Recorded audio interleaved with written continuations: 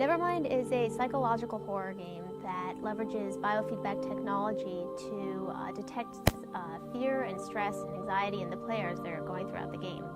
The more scared the player gets, the harder the game becomes. And the more calm the player becomes, the easier the game gets. So the big picture for Nevermind is in playing through the game and practicing gameplay and progressing through it, you're learning how to calm yourself in uncomfortable or hair-raising situations. And our hope is that you'll be able to take those skills into the real world and use them in everyday situations, job interviews, meeting new people, public speaking. These are all scenarios that we have to encounter, and we have to learn how to calm our nerves. And just like anything, it takes practice. It takes a knowledge of how to do that. And Nevermind, we're hoping, will help introduce players to some of those techniques. A puzzle horror game. You play a character that is like kind of, I guess, like a therapist, and you work in a clinic. You try and help patients who are suffering from traumas they can't really help themselves with. So there's a technology you can go into their minds and basically try and figure out and solve the puzzle of what they're suffering from, and you end up going into a world that's probably pretty warped and disturbed because a person is suffering.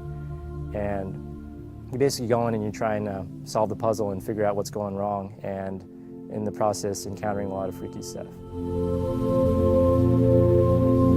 It's definitely an interesting project in the fact that it's a horror game that is trying to step away from being shock horror to being creepy horror, and it's helping and teaching the player how to deal with the creepy, the anxious situation.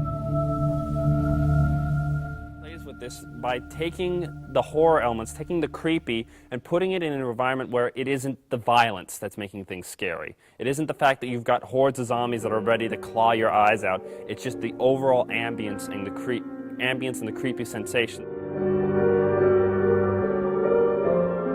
Honestly, the less gamey that a project feels, I think the more it can attract people. So I think, the more crazy HUD elements you have in a game, heads-up display, all your health bars, ammo, stuff like that. Nevermind really isn't about that. It's about, contextual feedback. You're stepping into this world. It gives you the bare minimums to know what you need to know to interact. And beyond that, it's kind of like you just get sucked in. It's like with a really good film, it'll suck you in because, you just need to know the bare minimum. Okay, there's T-Rexes, there's dinosaurs, the island's gonna explode, and you can just get invested in that type of a film. It's the same thing with the game. You have that bare minimum to entry, and you just get sucked in. So to me, it's this like whirlwind of a journey where at the end you'll hopefully be, needing therapy for like 3 or 4 years or something like that.